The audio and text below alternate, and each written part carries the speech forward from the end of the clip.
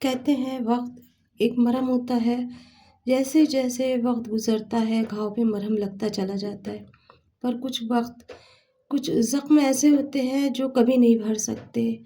عورت سب کچھ سہ سکتی ہے لیکن آدمی کی بے وفائی نہیں سہ سکتی۔ میرا بھی کچھ یہی حال تھا، سب کچھ تھا میرے پاس، لیکن میرے پاس میں وہ چیز نہیں تھی جو مجھے چاہیے تھی، نہ وہ چیز تھی میرے ہسبینڈ۔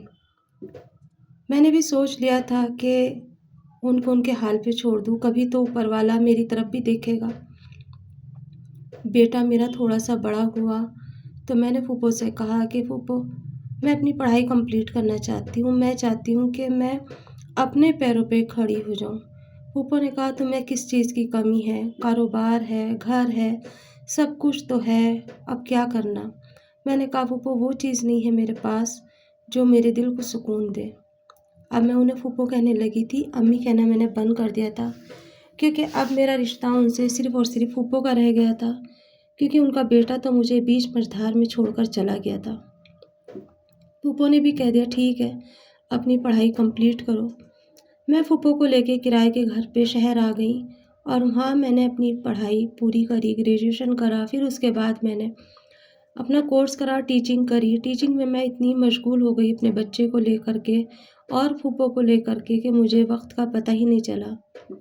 ایک دن ایسا آیا کہ پھوپھو کی بھی آنکھ بند ہو گئی اور گھر میں اندھیرا چھا گیا۔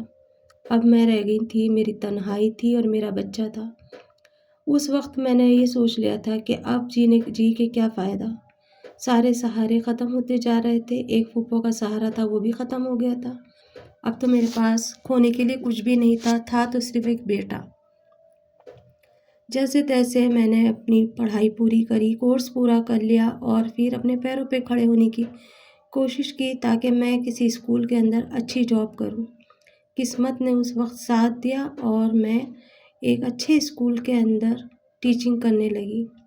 ٹیچنگ کرتے کرتے مجھے خود کو خیال آیا کہ کیوں نہ میں اپنے گاؤں کے اندر ایک اسکول کھولوں جہاں پہ لڑکیاں پوری پڑھائی مکمل کر سکیں، میری طرح 8ویں پاس ہو کے نہ رہ جائیں۔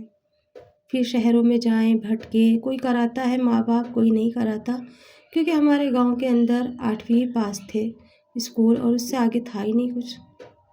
میں نے بھی اپنی گریجویشن آگے سے ہی کی تھی، اس وجہ سے مجھے یہی میرے دماغ میں آیا اور میں نے اپنا ایک چھوٹا سا اسکول کھولا۔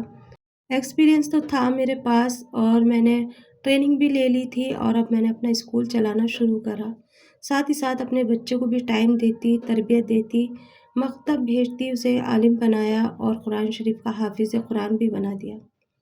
میرا وقت میرے بیٹے کے ساتھ گزرتا چلا گیا اور میں اپنی ٹیچنگ میں اتنی کھوئی، اتنا اسکول آگے لے کے گئی کہ میں اپنے ہی اسکول کی پرنسپل بن گئی۔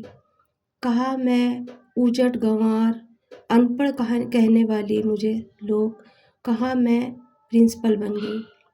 میرے اسکول کے چرچے اور کالج کے چرچے دور دور تک ہونے لگے۔ پہلے اسکول تھا، اب کالج بن گیا تھا۔ ماشاءاللہ بہت ساری لڑکیاں مجھ سے میرے اسکول سے تربیت لے کے آگے گئیں۔ رفتہ رفتہ 25 سال گزر گئے انتظار کو، پر انتظار ختم ہونے کا نام نہیں لے رہا تھا۔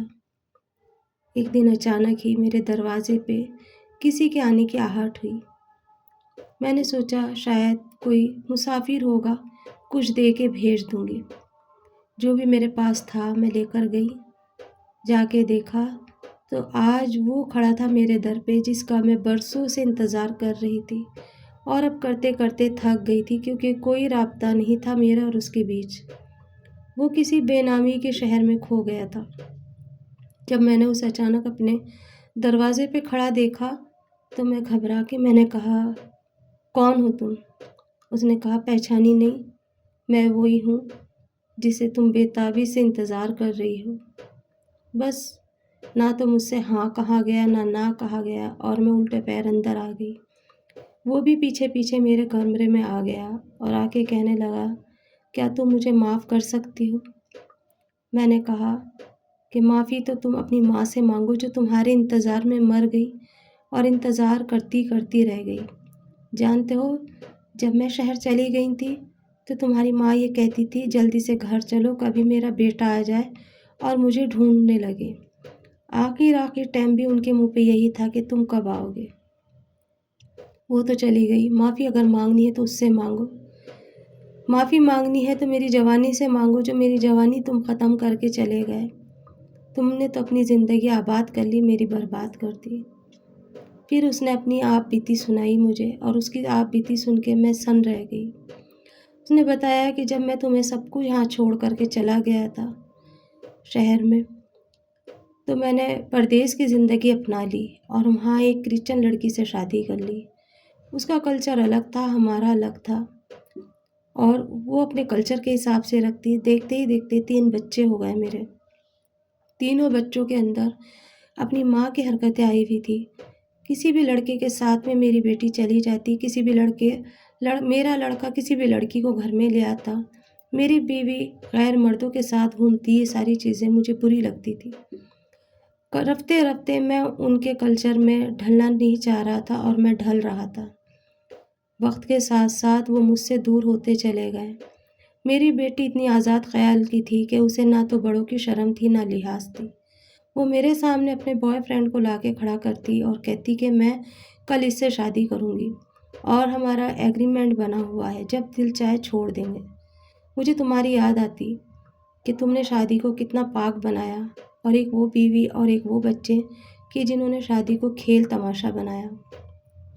میرا بیٹا ہر روز ایک نئی لڑکی کو لے کر آتا اور کہتا یہ تمہاری آج کی رات کی بہو ہے، کل میں اس کو چھوڑ دوں گا۔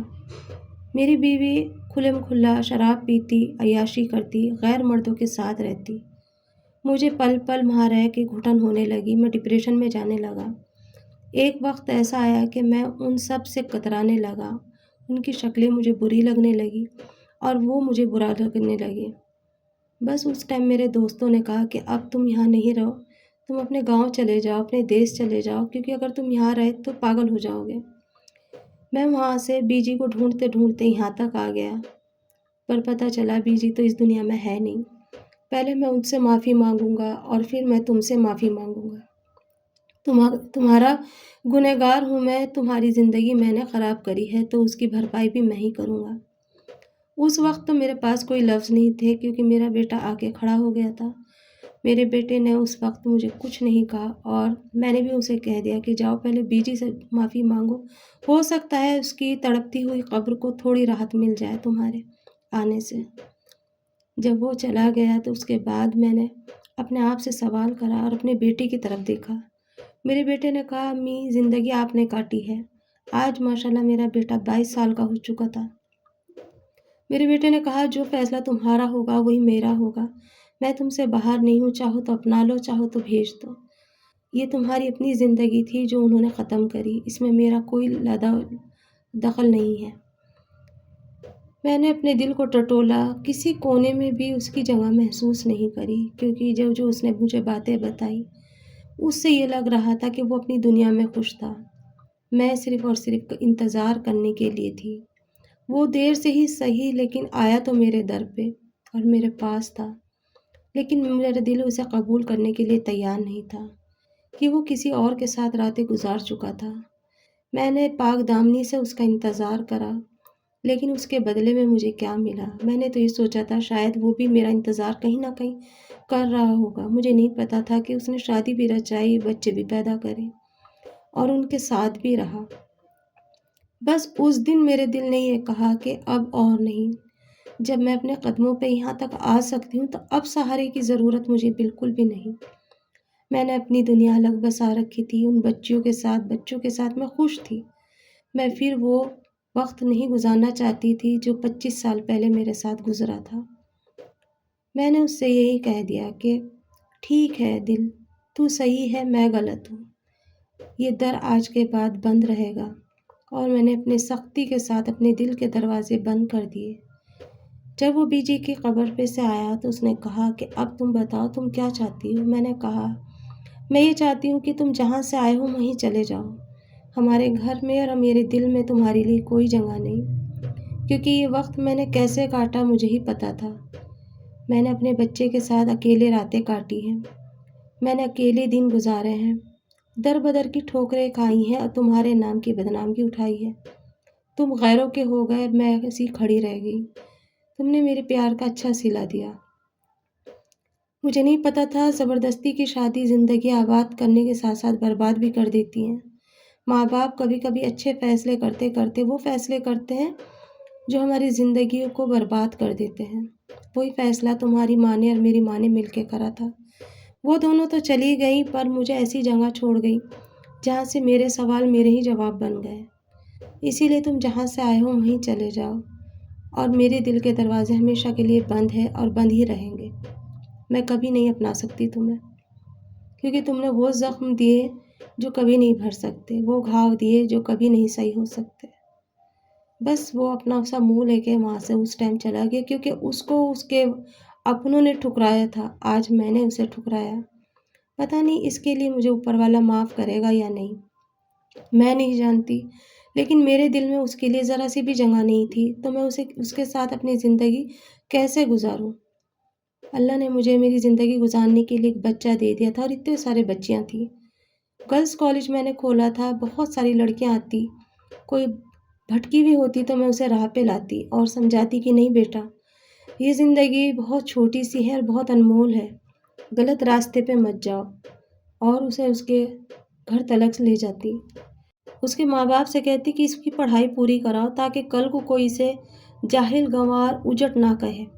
میں نے یہ لفظ بہت سنے تھے، اور اس دن میں نے اپنے دل کے دروازے اور اپنے گھر کے دروازے ہمیشہ کے لیے بند کر دیے، اس شخص کے لیے جو میرے لیے ایک اجنبی بن گیا تھا۔ آج بھی مجھے انتظار تھا تو تھا صرف اپنے شوہر کا، نہ کہ دوسرے کے شوہر کا۔ میں دوسری بیوی کو برداشت نہیں کر سکتی تھی۔ اس کی دوسری بیوی تھی، وہ اپنی دنیا میں خوش رہے، میں اپنی دنیا میں خوش ہوں۔ یہ تھی میری کہانی آج تک کی۔ آج میں اپنے پیروں پہ کھڑی ہوں، اپنے اسکول کی پرنسپل ہوں، اپنے کالج کی پرنسپل ہوں، اور سب بچوں کے دل پہ راج کرتی ہوں۔ چھوٹی سی چھوٹی باتیں ان کی سنتی ہوں، اور اپنے بیٹے کو اکیلے اپنے بل پہ پالا ہے، اور اب میں اس کی شادی کروں گی۔ میں چاہتی ہوں کہ کوئی نیک بہو آئے اور میری طرح ہی اپنے شوہر کے ساتھ اور اپنی ساس کے ساتھ زندگی گزارے، نہ کہ اکیلے۔ میں نے بیٹے سے بھی کہہ دیا اگر کوئی زندگی میں شامل ہے تو مجھے بتا دینا، لیکن کسی کی زندگی خراب مت کرنا۔